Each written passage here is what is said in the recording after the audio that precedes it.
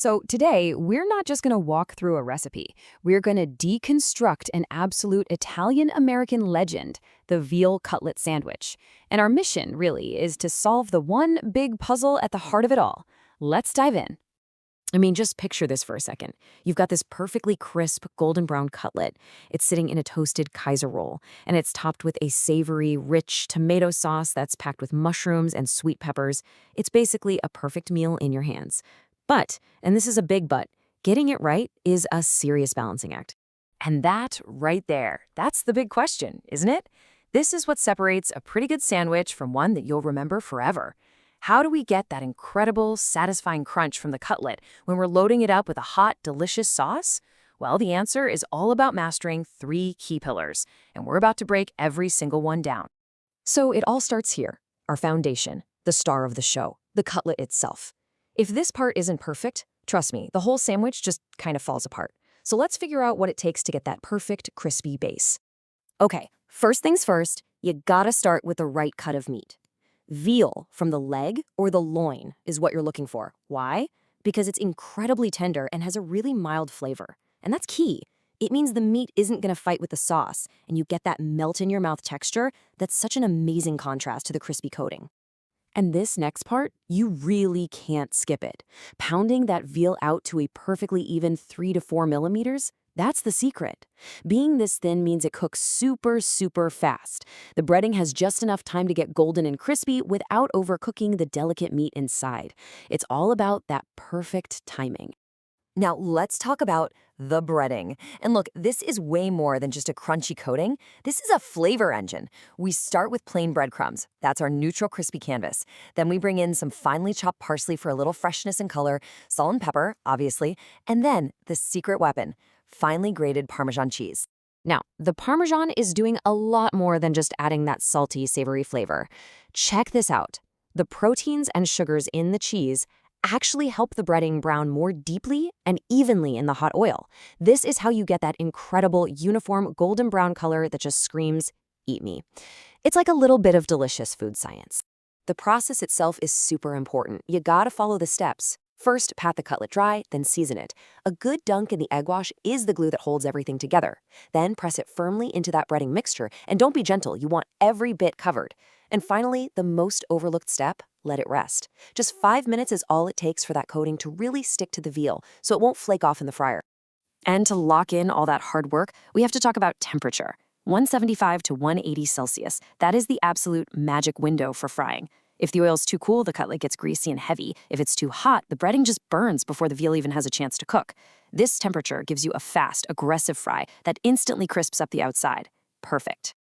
Okay, our cutlet is golden and crispy. Pillar 1, check. Now, let's move on to pillar 2. We need a sauce that's going to complement the cutlet, not drown it. And this sauce is specifically designed to get the flavor and texture just right for our sandwich. So the heart of our sauce is something called passata. If you haven't used it, it's basically pure uncooked tomatoes that have been pureed and strained, so there are no seeds, no skin. What you get is this perfectly smooth, velvety texture and a really bright, pure tomato flavor. It's absolutely ideal for a quick sauce like this. You can really see the advantage here, right? Unlike crushed tomatoes, which can be kind of chunky and watery, passata is already smooth and thick right out of the bottle. That means it reduces down into a rich, clingy sauce way faster, which is exactly what we're looking for. And for the veggies in our sauce, we're going with these amazing Cubanelle peppers. You might know them as Italian frying peppers. They're not like bell peppers at all. They're way milder, sweeter, and they have these really thin walls, which means they soften up beautifully and just melt into the sauce, adding this great, subtle sweetness. Now, pay close attention to the technique here. We build layers of flavor. We soften onions, we simmer the passata to make it richer. But here's the pro move, the thing that really makes a difference. We're cooking the mushrooms and peppers in a separate pan. This lets them brown and caramelize properly, and that develops a deep, savory flavor you just can't get by throwing them in raw. And this is the payoff. The final consistency of the sauce is absolutely critical. You want it thick enough that it coats the back of a spoon. That's your signal that it's going to cling to the cutlet and not just slide off. But it still has to be pourable, not like a paste. This is the secret to getting maximum flavor without turning our crispy masterpiece into a soggy mess. We've got the crispy cutlet. We've got the perfect sauce. What's left? Well, the thing that's going to hold it all together, the bread. And in this case, the choice is very, very deliberate. This isn't just a wrapper. It's a key piece of engineering. The Kaiser roll is just the perfect tool for the job. I mean, think about it. A soft, flimsy burger bun, it would just disintegrate in seconds. A super crusty, hard as a rock roll, you wouldn't even be able to bite through it. The Kaiser roll hits that perfect sweet spot. It's soft, but it's got enough structure to stand up to the heat and the sauce without falling apart. All right, this is it, the moment of truth.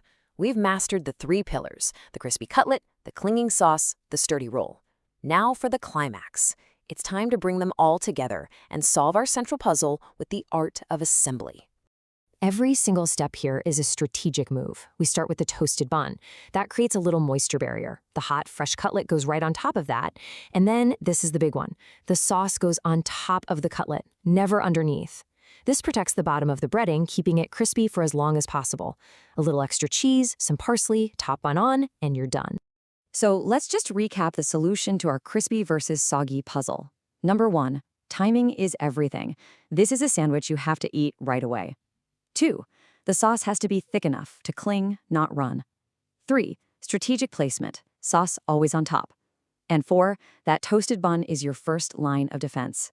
All 4 of these things work together to save that crunch.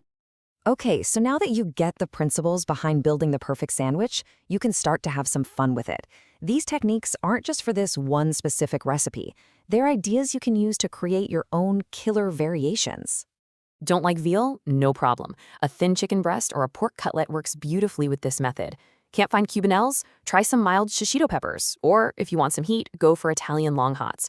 You can even swap out the roll for ciabatta, or hey, why not melt a slice of provolone on top and make it a veal parm-style sandwich? The possibilities are endless.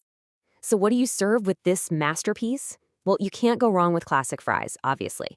But if you want something to cut through all that richness, a simple green salad with a really sharp vinaigrette is perfect.